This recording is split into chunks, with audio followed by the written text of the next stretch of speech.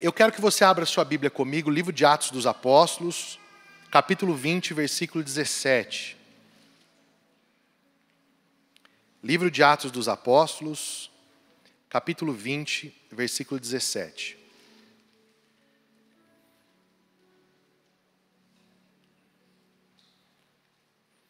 Enquanto você localiza o texto, eu quero pregar uma mensagem hoje chamada Marcas de uma Igreja Biblicamente Saudável. Você pode repetir comigo? Diga assim: Marcas de uma Igreja Biblicamente Saudável. E antes de ler o texto, eu quero que você não ouça a palavra igreja apenas como um significado imediato de denominação, ou o nome da igreja, ou o que está na placa. Essa mensagem tem a ver conosco, com esta comunidade. Esta mensagem tem a ver com o nosso desafio. Ela tem a ver com a nossa jornada. Por quê? Porque nós, como Paulo, não julgamos que nós temos alcançado nada. Mas uma coisa nós fazemos, esquecendo das coisas que para trás ficam e correndo para as que estão diante de nós, nós prosseguimos para o alvo pelo prêmio da soberana vocação. Então, eu estou dizendo isso porque quando a gente ministra uma palavra que tem um fundamento apostólico e um cunho profético, as pessoas sempre vão pensar assim: está falando para alguém, não estou falando para ninguém, estou falando para nós, porque é a nossa Santa Ceia, é o culto da família, amém? Então eu quero que você abra muito o seu coração. Por quê? Porque semana passada fez 1 ano que nós estamos nos reunindo aqui nesse endereço. 1 ano, 365 dias. E eu julgo que é importante que a gente receba hoje uma palavra orientadora a respeito da nossa jornada. Então é por isso que eu quero falar sobre marcas de uma igreja biblicamente saudável. Não é que nós temos essas marcas todas, não é que nós chegamos a lugar nenhum, mas essas são as marcas que nos desafiam. Amém? Então, Atos 20, 17 diz assim: de Mileto, Paulo mandou chamar de Éfeso os presbíteros da igreja. E quando se encontraram com ele, disse-lhes: vós bem sabeis como foi que me conduzi entre vós em todo o tempo, desde o primeiro dia em que entrei na Ásia, servindo ao Senhor com toda a humildade, lágrimas e provações que pelas ciladas dos judeus me sobrevieram, jamais deixando de vos anunciar coisa alguma proveitosa, e de vô-la ensinar publicamente e também de casa em casa, testificando tanto a judeus como a gregos o arrependimento para com Deus e a fé em nosso Senhor Jesus Cristo. E agora, constrangido em meu espírito, vou para Jerusalém, não sabendo o que ali me acontecerá, senão que o Espírito Santo, de cidade em cidade, me assegura que me esperam cadeias e tribulações. Porém, em nada considero a minha vida preciosa para mim mesmo, contanto que complete a minha carreira e o ministério que recebi do Senhor Jesus para testemunhar o evangelho da graça de Deus.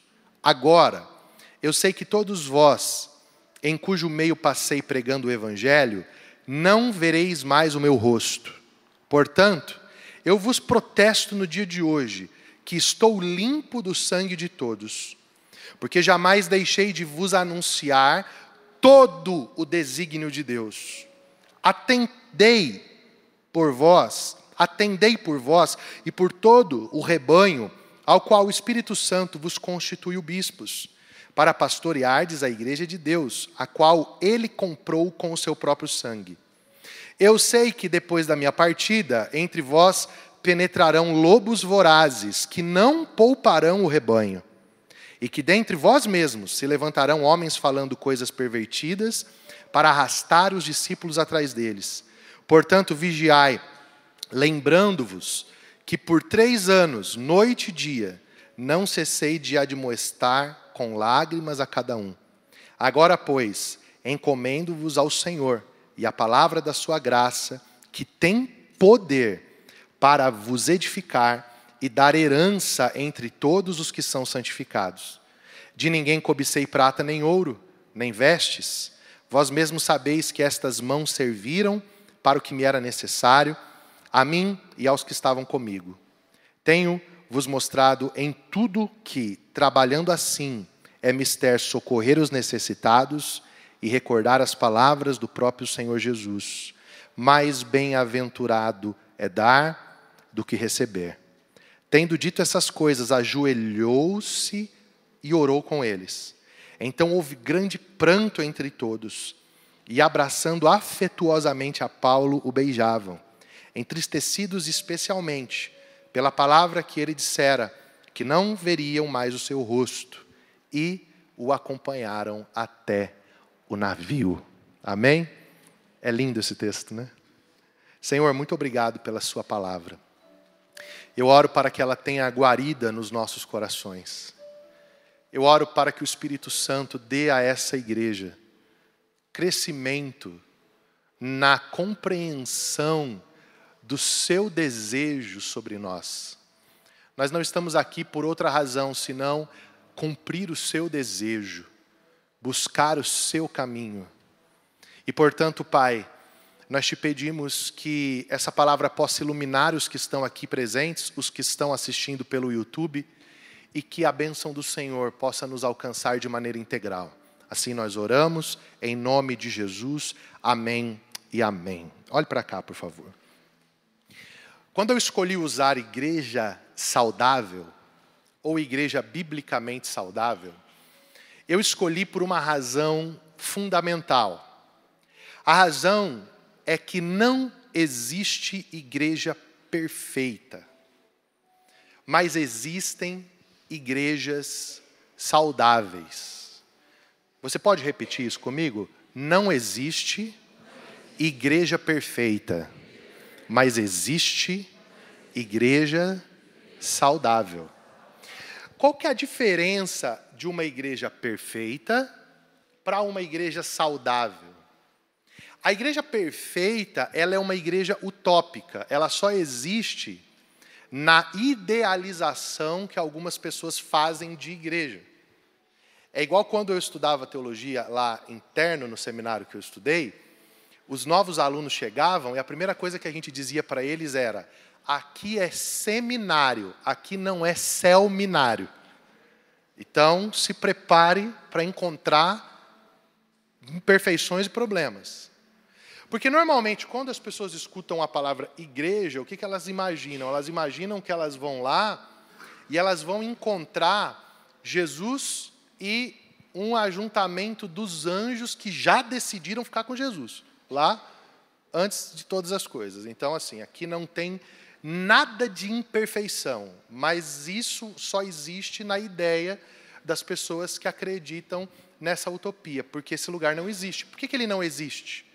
Porque, apesar da igreja ser de Jesus, mas ela é composta por pecadores santificados por Cristo em processo de santificação. Então, a gente foi justificado por Cristo, mas nós estamos em um processo de santificação. E aí, aqui dentro, na comunidade, você vai encontrar pessoas nos mais variados níveis desse processo. Você vai encontrar gente que acabou de nascer de novo, gente que ainda traz os hábitos do mundo, gente que quando bate o dedo aqui na mesa ainda manda aquela palavra de baixo calão, porque ainda não cresceu, né? Não leu Efésios, não deva haver na sua boca a palavra torpe, ainda não assimilou isso. Então, a pessoa ainda está avançando. E você vai encontrar gente que está pelo meio do avanço, já fez uma caminhada, e você vai encontrar gente que já é madura, que são normalmente as pessoas que você vai se inspirar, que você vai dizer assim: uau, a vida dessa pessoa me inspira. Mas você não vai encontrar perfeição. Em todos esses níveis, seja no maduro, no intermediário ou no básico, você vai encontrar as marcas da humanidade. Então, vai ter horas que você vai falar assim: é de Deus, mas é humano. É de Deus, mas é homem. É de Deus, mas é mulher. Então, não existe essa igreja perfeita. Mas aí, fora da realidade da igreja perfeita, existem duas possibilidades. E aí, aqui eu quero a sua atenção máxima. A primeira possibilidade é que essa igreja que não é perfeita, ela seja uma igreja carnal. O que é uma igreja carnal? É uma igreja que ela é liderada, administrada, ela vai assimilando na sua cultura o fruto de pessoas que ou não nasceram de novo e estão no ambiente e acabam assumindo posições de liderança, ou pessoas que são ainda muito imaturas e não progrediram na fé e que começaram a estabelecer a cultura dessa igreja. Então, as práticas se tornam práticas carnais, elas são práticas humanas. Elas não são práticas que refletem o padrão de Cristo para a igreja. Então, eu vou citar, por exemplo, são igrejas que as pessoas amam o péssimo hábito de falar da vida alheia, são lugares que as pessoas não têm misericórdia umas com as outras, elas têm uma deficiência no conceito de graça, elas não conseguem viver nenhum nível de amor sacrificial, elas vivem a prática da imoralidade como hábito, muitas vezes até na liderança. Então são igrejas carnais. E o que vai acontecer nessas igrejas?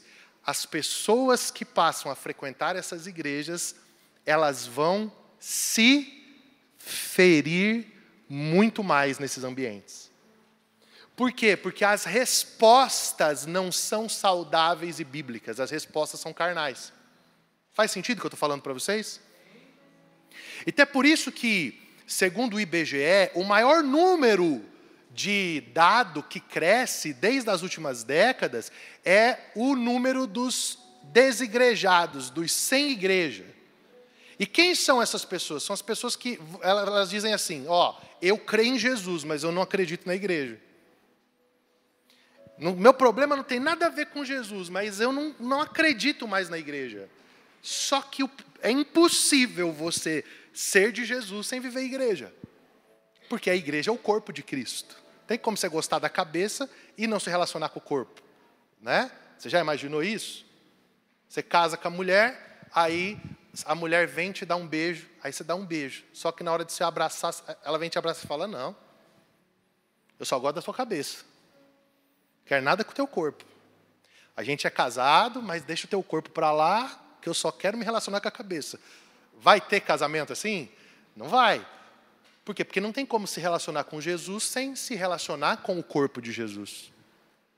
Só que muitas vezes essas expressões adoecidas do corpo de Jesus, ou expressões somente institucionais, segura na cadeira para o que eu vou falar, que às vezes nem são corpo de Cristo, porque são pessoas que apenas aprenderam a falar como evangélico, a andar como evangélico, a cantar como evangélico, mas não receberam a nova natureza de Cristo. O que acontece? As reações, as respostas, as decisões, elas serão carnais. E isso vai se tornar o quê? Vai se tornar um lugar de morte. Então essas pessoas estão vivendo essa realidade. Do lado de cá, ou do outro lado, existe a possibilidade de você viver uma experiência de igreja não perfeita, mas uma experiência de igreja biblicamente saudável. E aí uma igreja biblicamente saudável não é o desafio do outro lá, é o nosso desafio aqui. Porque e acredito que os pastores, e acredito que os líderes dessa casa, nós não queremos ser uma igreja carnal, nós queremos ser uma igreja biblicamente saudável, amém, gente? Temos acordo nisso daqui? Então esse não é o desafio dos outros, é o meu desafio. É o nosso desafio. E aí aqui nesse texto, existem algumas marcas na relação de Paulo, o apóstolo, com a igreja de Éfeso, que foi uma igreja que ele fundou, onde ele passou 3 anos do seu ministério discipulando aqueles irmãos, aqueles líderes. Existem aqui algumas marcas nesse texto que eu considero que são, para nós que estamos completando 1 ano aqui nesse endereço e temos uma vida longa pela frente, e para aqueles que ouvirem e entenderem essa palavra como uma palavra de Deus, são marcas que precisam estar assim, ó, na nossa frente todos os dias, são balizadores para que nós continuemos e cresçamos na jornada de ser uma igreja biblicamente saudável. Então vamos lá. Qual é a primeira marca de uma igreja biblicamente saudável? Se você gosta de anotar, anote, senão depois você vê na internet. Primeira marca. Uma igreja biblicamente saudável tem uma liderança plural. Uma igreja biblicamente saudável, ela tem uma liderança plural. O que isso aqui significa? Significa que uma igreja biblicamente saudável, ela não tem um dono. Ela não tem alguém que tem total e inerrante e inquestionável autoridade sobre aquela igreja. E por que isso faz parte de uma igreja saudável? Ora, pelo que eu acabei de explicar para vocês, a igreja não é composta de seres humanos? Sim ou não? Então esse ser humano, inclusive, pode se tornar pastor, sim ou não? E se ele se torna pastor, por mais que ele seja de Deus, por mais que ele seja ungido, por mais que ele seja tudo aquilo que é pré-requisito, irrepreensível, marido de uma só mulher, ainda assim ele continua sendo humano. E só existe um homem que pode ser uma autoridade suprema e inquestionável. Só tem um homem. E qual é o nome desse homem? Jesus, que é Deus, homem. Só Ele. E ainda assim, esse Jesus, que só Ele pode ser a autoridade suprema, se submete à autoridade do seu Pai e governa em uma liderança que é una, mas é plural. O Pai, o Filho e o Espírito. Então, meus irmãos, preste atenção nisso. Se Deus governa a partir de uma trindade de 3 pessoas distintas, um único Deus, em 3 pessoas, governando tudo, por que é que uma igreja biblicamente saudável vai ser governada de maneira absoluta por uma pessoa? Então, aqui nesse texto isso fica explícito. Por quê? Porque Paulo está tomando um caminho de ir para Jerusalém. Ele está sendo avisado por todos os lugares que ele passa, que ele vai ser preso lá em Jerusalém. Irmãos, Paulo é o apóstolo. Paulo viu Jesus ressurreto. Paulo encontrou Jesus no caminho de Damasco. Paulo podia pensar assim, quer saber de um negócio? Eu vou para Corinto e eu não devo satisfação para ninguém. Jesus está me mandando ir e eu vou me embora. O que Paulo faz? Paulo chega e manda chamar o presbitério de Éfeso. E aqui, irmãos, entra uma palavra muito importante que eu gostaria que você entendesse. Uma palavra que você grave no seu coração. Uma palavra que você, tenha ela em alta estima. Tenha ela, como uma coisa muito importante para a sua fé. É a palavra presbitério. Presbitério é um cinturão de segurança para que uma igreja tenha começo, tenha meio, cresça, avance e se torne aquilo que Jesus chamou essa igreja para ser. O que é presbitério? Presbitério é um grupo de homens maduros, de presbíteros, que governam juntos sobre a igreja de Deus. Então, por exemplo, aqui nessa igreja, eu sou o pastor líder dessa igreja, mas eu sou parte do presbitério dessa igreja. Então aqui tem um grupo de homens que deliberam sobre a vida da igreja.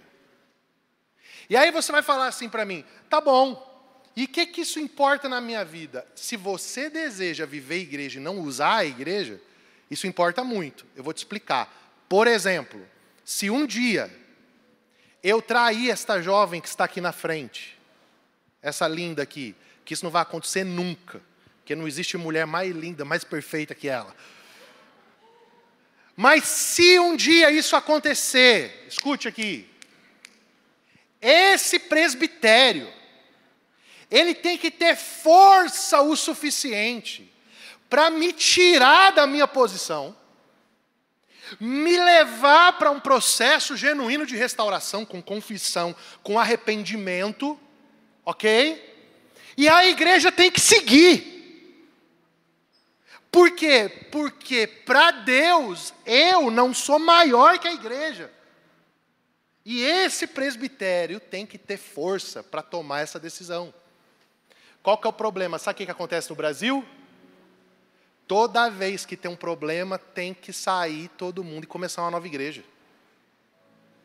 Porque ninguém tem força para remover as pessoas que têm que ser removidas. E por quê? Porque ninguém dá poder para presbitério. Percebe que nas igrejas tradicionais, batista, presbiteriana, percebe se tem toda hora alguma coisa acontecendo? Não tem. Por quê? Porque o presbitério tem força. Pastor, que palavra é essa na ceia? É a palavra que você tem que escutar num dia de ceia. É a palavra que você tem que entender que eu não sou soberano nessa posição. E que se um dia alguma coisa acontecer, inclusive vocês têm que ter um presbitério, nós temos que ter um presbitério tão forte a ponto de proteger a minha esposa de mim, proteger a igreja de mim e me dar o devido tratamento que eu mereço. E não simplesmente as coisas seguirem e só explodirem quando um escândalo aí, como que a gente vê na internet, acontecer. Até quando, irmãos, nós vamos viver isso em igreja? Nós não podemos. Então, a primeira coisa de uma igreja biblicamente saudável, ela tem uma liderança plural de verdade. Então, quando nós, um ano atrás, fomos escrever o estatuto dessa igreja, eu fiz a exigência e disse: vocês precisam ter força. E eu tenho que ter mandato. Ok? Você está feliz ainda? Por quê? Porque essa igreja está sendo plantada, não para mim, nem para minha casa. Essa igreja está sendo plantada para as próximas gerações. Se amanhã eu não estiver mais aqui, essa igreja tem que seguir. Eu quero ficar aqui por 40 anos, velhinho. Mas se algo acontecer, seja um desvio moral, seja um desvio fiscal, seja uma causa mortes, essa igreja tem que seguir por um presbitério forte, fortalecido, ativo e que vai levar essa igreja para o destino que Jesus tem para ela. Você pode dar um aplauso bem forte para isso?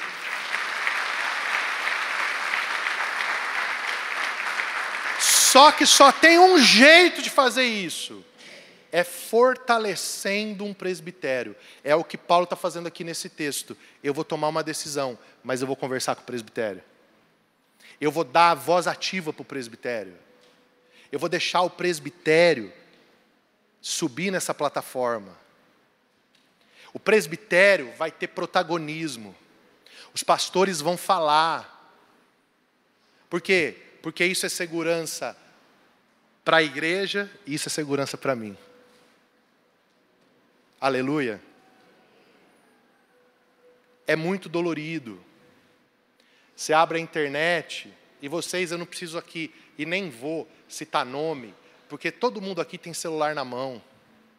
Todo mundo vê, toda hora, é todo momento. Sabe, o Fuxico Gospel dá conta de informar todo mundo. Dá ou não dá?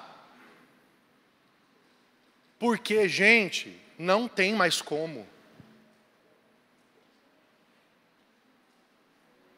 Eu celebro muito uma igreja que tem no Rio de Janeiro, que aconteceu uma circunstância, mas é porque é uma batista.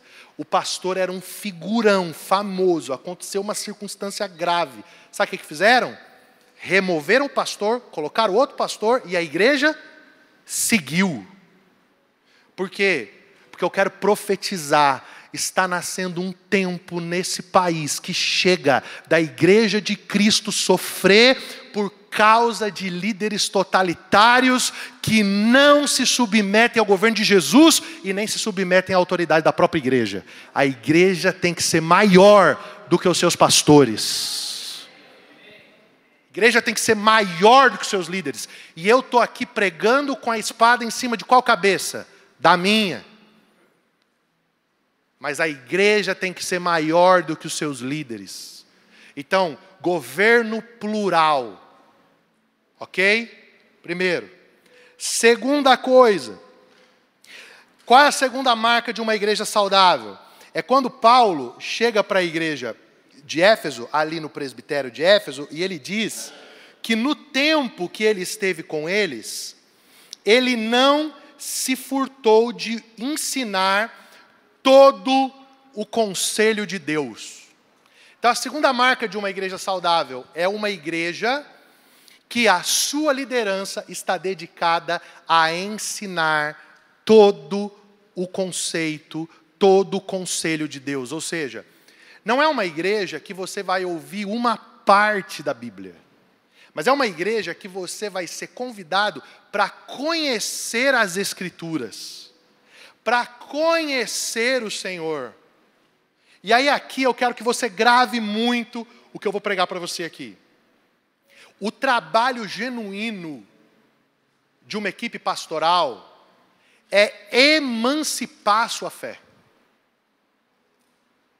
O trabalho genuíno de uma equipe pastoral é emancipar a sua fé. É que você chegue em um momento da sua fé que você conheça tanto as Escrituras,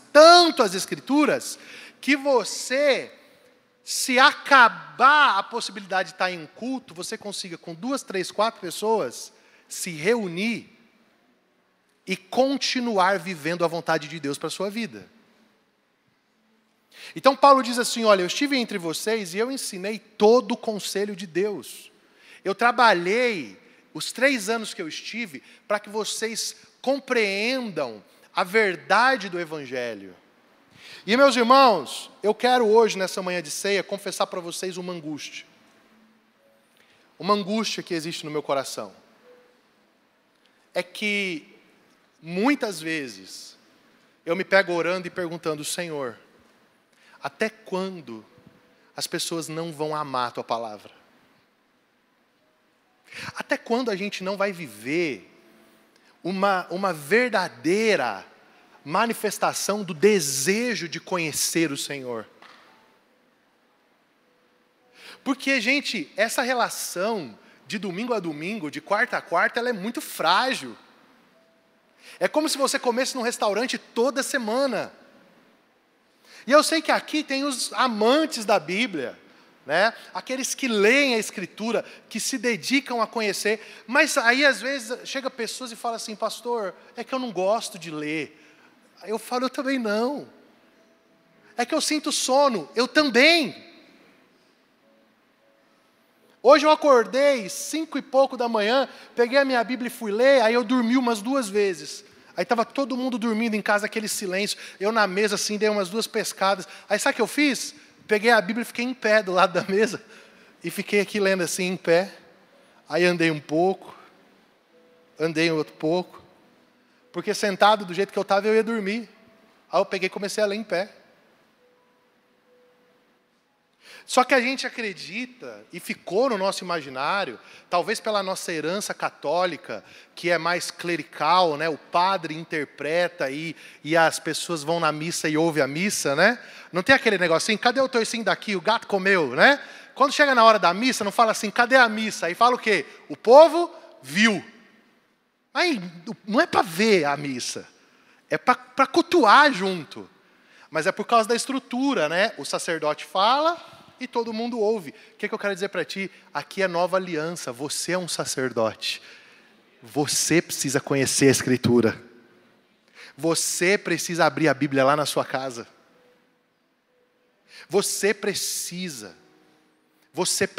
eu vou repetir de novo, você precisa Vai chegar uma hora que você vai ter que tomar uma decisão de vida ou de morte e não vai dar tempo de ligar, não vai dar tempo de marcar gabinete, não vai dar tempo de pedir conselho, não vai dar tempo de falar com ninguém. E quem vai ser o critério da sua decisão? Aquilo que você conhece da Bíblia.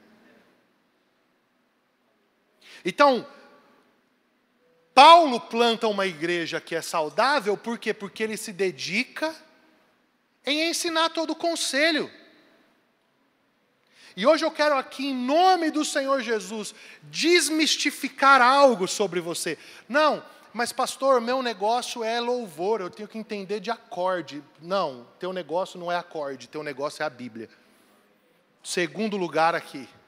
Não, mas meu negócio é fotografia, eu tenho que entender de câmera. Não, teu negócio não é entender de câmera, teu negócio é a Bíblia. Depois é a câmera.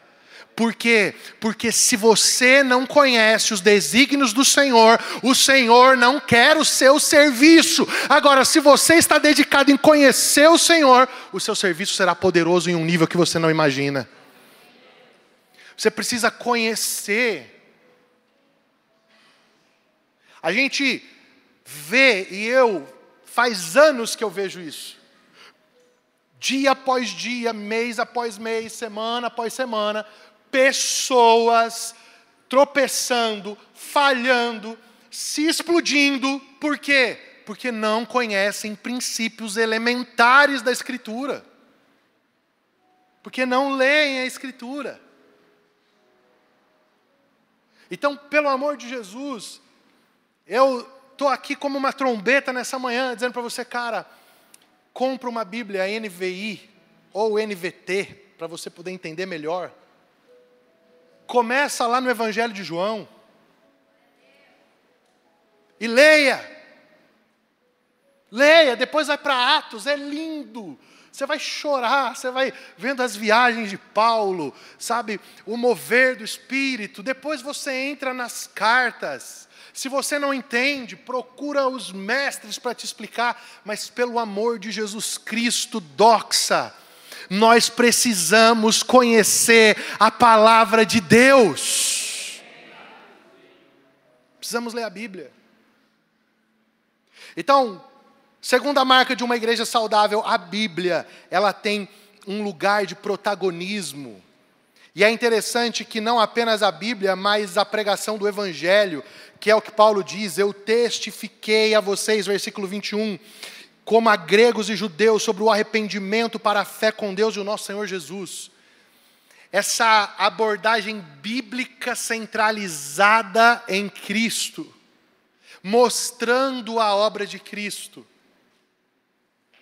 Eu estava aqui para pregar para essa igreja perseguida essa semana, e eu recebi o desafio. O pastor me mandou o WhatsApp e disse assim, olha pastor, você vai pregar em português, o Léo vai te traduzir para o inglês, eu vou ouvir e vou traduzir para o idioma lá da nação. Agora imagine para mim, que sou acostumado a pregar nesse ritmo aqui que eu estou falando aqui, ó. Ideia atrás de ideia, né? Parecendo uma metralhadora. Agora eu tinha que pregar. Boa noite, a paz do Senhor. Aí o Léo, good evening, the peace from Lord. E o irmão lá, parará. Eu estou aqui hoje porque Jesus é bom. I'm here today, Jesus is good. E é o outro, cara. Eu parei, a hora que foi chegando a minha hora de falar, eu falei, meu Deus, o que eu vou falar para esse povo? Porque eles vão ouvir frases. Eles vão ouvir frases. O que eu falo? O Espírito de Deus falou assim para mim, pregue para eles o Evangelho. Eu falei, obrigado. Aí eu falei assim, hoje eu vim aqui. Aí o Léo, e o irmão falou, para dizer para vocês, que todos nós pecamos. Não há bondade no seu coração. Por isso você não é melhor do que o seu perseguidor. Por isso você não é melhor do homem que assassinou as pessoas essa semana. Porque Romanos 3:23 diz, todos pecaram. Mas qual é a boa notícia? Jesus veio, subiu naquela cruz, e morreu pelos seus pecados. Cara, o pessoal levantava a mão assim, ó. Porque não tinha outra coisa para falar. Não tinha como falar sobre casamento. Não tinha como falar sobre... Só tinha como anunciar o evangelho. E aí eu disse, Jesus morreu pelo seu pecado. E o pessoal, isso te faz justo. E o pessoal chorando. Aí eu disse assim, mas a melhor notícia para vocês, o que é? A morte foi vencida. Não tenham medo dos seus algozes. O máximo que eles podem fazer contra vocês tem a ver com o corpo de vocês, mas eles não podem tocar na alma de vocês. O Jesus que morreu por vocês está vivo, ressuscitou. Aí eles todos olhando, né? Aí eu falei assim, eu estive em Jerusalém e eu posso garantir, o túmulo está vazio. Cara, quando eu falei isso, cara. Aí o pastor traduziu, as mulheres levantavam as mãos assim, ó. Falavam em língua estranha, e sabe do quê? As línguas igual a nós. Cara, eu disse assim, a única hora que eu estou entendendo esse povo é quando eles falam em língua estranha. Que eu falava, essa aqui é igual a irmã lá do círculo de oração que eu ia, ó. Essa daqui, entendeu? As línguas estranhas. Tá aí a prova. Os caras em outro país falando as mesmas línguas. Por quê? Porque o Espírito é o mesmo. Então assim, cara, uma igreja biblicamente saudável, ela está pregando a Bíblia, mas não só a Bíblia. Ela está pregando a Bíblia, pregando o Evangelho. Ela está dizendo que a história da Bíblia, desde Adão até Moisés, até de Abraão, Moisés, Davi, tudo isso está apontando para Jesus Cristo e para o plano redentor de Deus para a nossa vida. Então a saúde. E por que a exposição do Evangelho é importante numa igreja biblicamente saudável? Escute. Porque a cada vez que a gente prega o Evangelho, a cada vez que a gente lê o Evangelho, a nossa arrogância é tratada. A nossa soberba é abaixada. Porque nós vamos nos lembrando que nós somos pecadores. E que a graça de Deus nos alcançou. Eu leio esse texto e eu tenho orado e dito, Deus, conserva isso no nosso meio. Eu nunca quero que essa igreja perca uma liderança plural. As mais acertadas decisões, as coisas mais incríveis que nós fizemos nesse um ano, nós fizemos em uma mesa de muitas cabeças. Às vezes as cabeças se chocando assim, ó, tal. E aí a gente ora e a mente de Cristo se manifesta.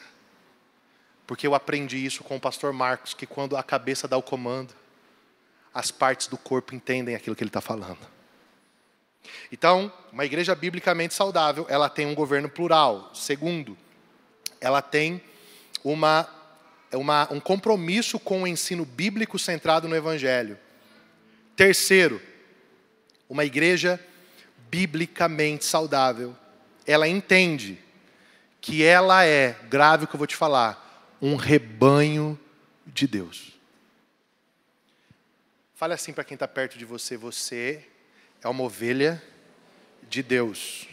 Fala bem forte. Você é uma ovelha de Deus. Dá para falar bem mais alto agora para ela entender? Fala, você é uma ovelha de Deus. Então olha agora aqui para o meu nariz para você não errar. Você não é minha ovelha. Nem ovelha do pastor Marcos, nem ovelha da pastora Susan, nem ovelha do futuro pastor Jefinho, nem de ninguém. Você é ovelha de Deus. E a gente, o que somos? A gente é ovelha de Deus com um sininho no pescoço. Jesus pôs um sininho no nosso pescoço. Talvez porque a gente seja uma ovelha mais velha, mais madura. Não só em idade, mas em jornada. Aí Jesus faz assim, ó. Cá, lá direito. Aí a gente ouve Jesus e a gente faz assim, ó, com o pescoço. Tiling-ling-ling-ling-ling-ling. Aí as outras ovelhas falam, Que foi? A gente fala, ó, para a direita. Aí todas as ovelhinhas.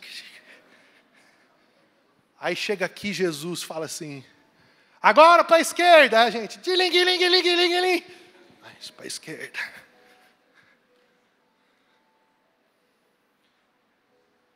Olha só o que Paulo diz. Versículo 28. Atendei por vós e por todo o rebanho sobre o qual o Espírito Santo vos constituiu bispos para pastoreardes a igreja não é minha. E aqui eu quero te ensinar uma coisa para você nunca mais esquecer. Por favor, tem muita gente reclamando de abuso religioso. Com razão. Se tem muita gente reclamando de abuso religioso, é porque tem muito pastor abusador. Sim ou não? Só que você sabe por que tem pastores abusadores? Porque tem ovelhas que substituem Jesus por pessoas. É aí que está o problema. E aí essa relação ela vai saindo do campo da espiritualidade, ela vai entrando no campo das emoções. Ela vai se tornando uma relação patológica. Então, por exemplo, essa mensagem da paternidade espiritual, ela fez muito mal para muita gente, porque ela foi mal pregada. Existe paternidade espiritual na Bíblia? Existe. Em que termos? Eu ganho uma pessoa e eu sou o pai na fé dela. Eu discipulo essa pessoa nos primeiros passos. Eu tenho alguém que eu discipulo e eu exerço uma influência sobre essa pessoa. O meu sentimento pode ser um sentimento paternal, mas eu não sou o pai dessa pessoa. Aí onde está o problema? A pessoa chega na igreja com um problema com o pai biológico. O pai traiu a mãe, o pai foi embora, teve lá um problema de abuso, ou a pessoa é órfã, não conhece o pai. Aí ela chega aqui, o cara fala, vem cá meu filho, agora você é membro da família. Aí o carente faz o quê? Ele vai. E ele comete o primeiro pecado, ele desonra o pai biológico, porque ninguém pode estar no lugar do teu pai e da tua mãe. Que a Bíblia não manda honrar pai e mãe bom, a Bíblia manda honrar pai e mãe. E aí o que acontece com essa pessoa? Ela se torna vinculada a essa outra pessoa aqui, não numa vinculação pastoral, mas numa vinculação emocional. É o meu pai agora. E aí como é que rompe? Como é que confronta? Como é que denuncia? Por isso que passa anos sofrendo abuso religioso e só consegue gritar quando já não aguenta mais. Porque o vínculo não é puramente um vínculo pastoral, é um vínculo emocional. Porque a ovelha é minha, não é minha. Aí começa, não vai na igreja do fulano não, porque só se eu for junto. Oxente, my God. Como é isso? Aqui vocês podem ir em qualquer igreja que vocês quiserem, qualquer. Porque vocês são livres e ovelhas de Jesus. E se vocês entendem que essa é a comunidade de fé que vocês pertencem, não é por causa de mim, é por causa de Jesus e por causa da comunidade. Porque eu faço uma pergunta, se eu morrer, vocês vão mudar de igreja? A doxa acaba? Não. Qualquer um desses pastores assume e a igreja continua. Só continua se você se vincular à igreja.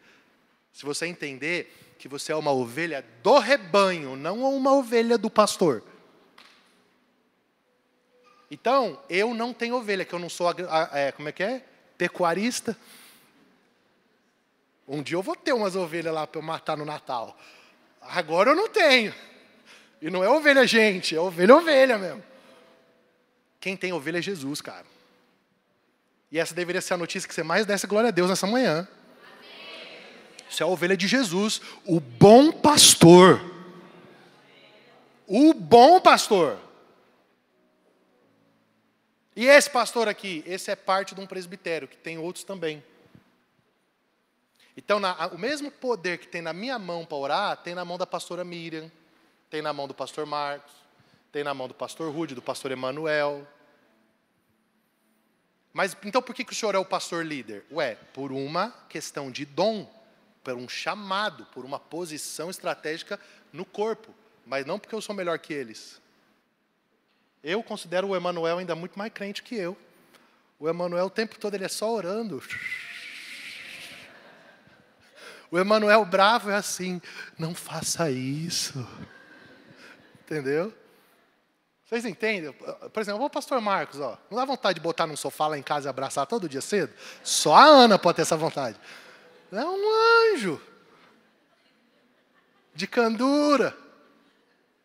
Gente, o poder do Espírito está em um corpo. Está em um presbitério. Aleluia, glória a Deus por isso. Eu não vou carregar fardo que é de Cristo e é da mesa. Eu estou vendo um monte de pastor ficando louco, pastor doente. Por quê? Porque aceitou isso, nunca teve coragem de pregar isso aqui para a igreja. Eu prego.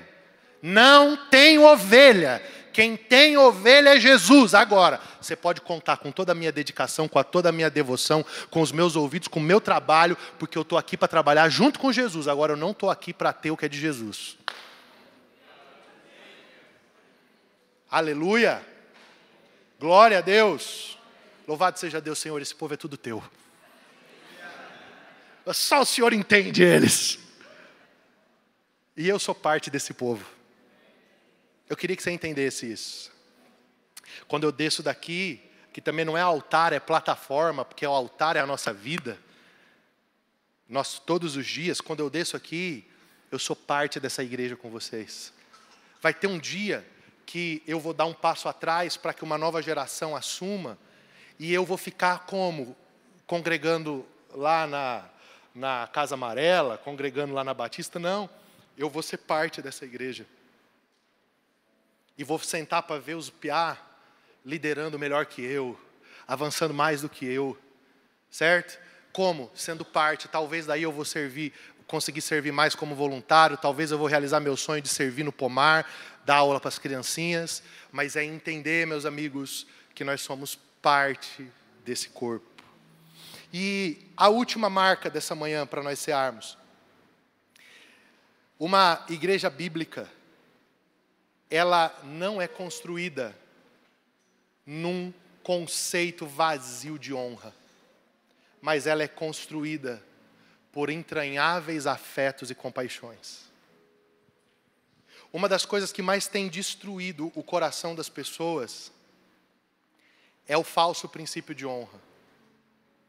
E o que é o falso princípio de honra? Escute, quero que você ouça isso.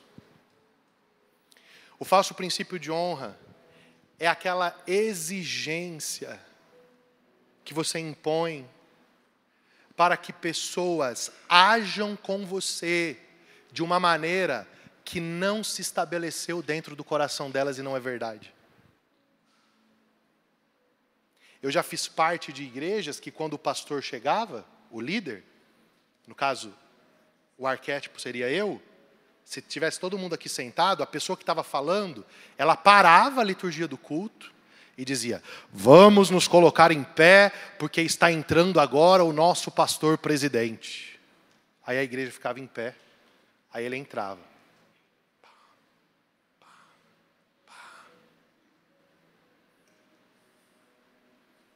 Que sentido faz isso, irmão?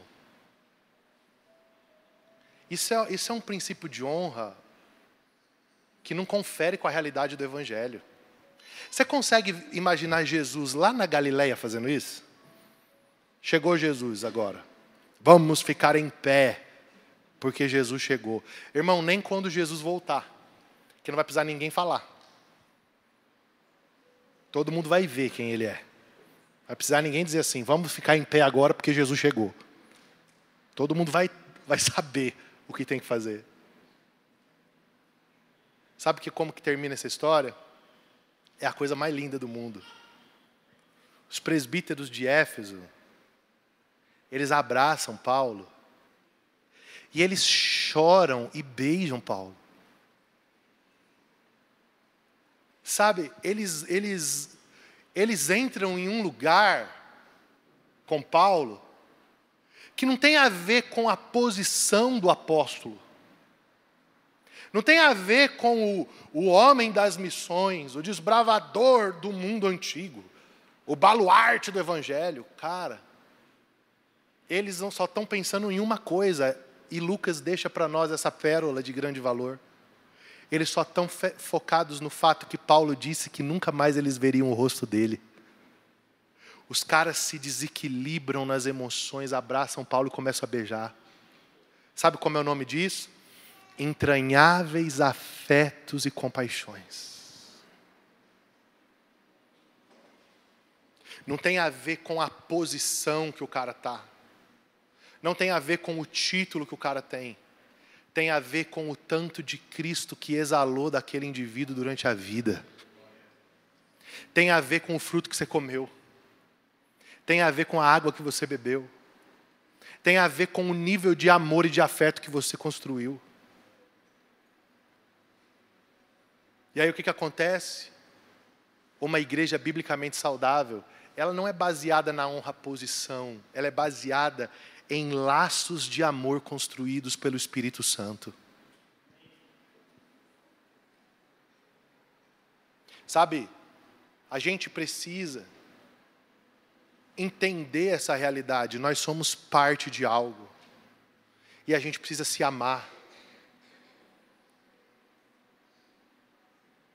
Às vezes, as igrejas que ainda estão baseadas na carne, criam um negócio que você se sente constrangido se você não for lá e der um relógio para o pastor, não der uma camisa, não fizer. Cara, se você quiser fazer isso, você tem que fazer fruto de uma ação genuína de amor.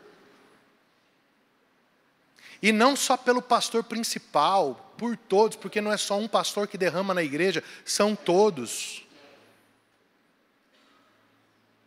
Sabe? Então assim, se você quer manifestar, se você quer... Uma criança esses dias trouxe aqui no final do culto, parou aqui do lado, aí falou assim: pastor, eu escrevi essa cartinha para você. Aí estava eu achei bonito que ela me fez com bastante cabelo. Aí ela fez um desenho assim, eu com a Bíblia assim para frente, assim, e com o microfone na mão. E também ela me fez bem magro. Aí eu assim e tal. Aí eu disse assim: cara, isso aqui vale muito mais do que um Rolex.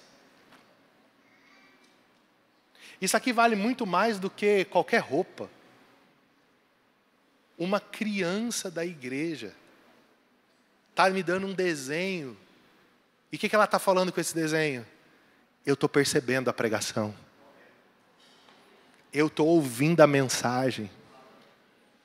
Isso é entranhável afeto e compaixão. Então, a minha oração é que essas marcas, e outras mais que nós não temos tempo para falar aqui, elas se consolidem no nosso meio. Hoje eu cheguei aqui, subi ali em cima e estava orando e dizendo assim: Deus, 1 ano, e é tão maior do que a minha capacidade. Senhor, igreja é coisa para ti, não é coisa para nós. Nós somos servos tão incapazes.